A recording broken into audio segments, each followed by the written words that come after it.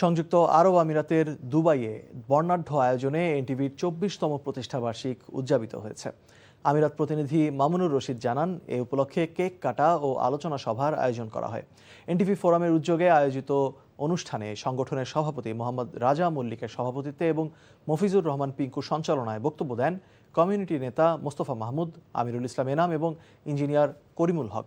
অন্যান্যদের মধ্যে ছিলেন এনটিভি ফোরামের সিনিয়র সহসভাপতি মিজানুর রহমান, রাশেদুর রহমান চৌধুরী, কবির হোসেন, মহিলা সম্পাদিকা শামসুন নাহার স্বপ্না।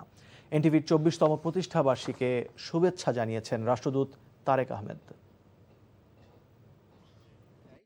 আমি মাইক হ্যান্ড ওভার করতে চাই আমাদের পরে সামি ভাই বলবে খাই নাই কিছু।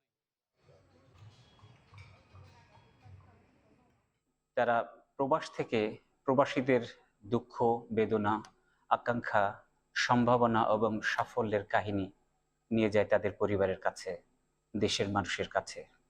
আমি এনটিভি পরিবারের ভবিষ্যৎ পথ চলা আরো সুগম হোক, আরো সাফল্যমণ্ডিত হোক এই কামনা করি।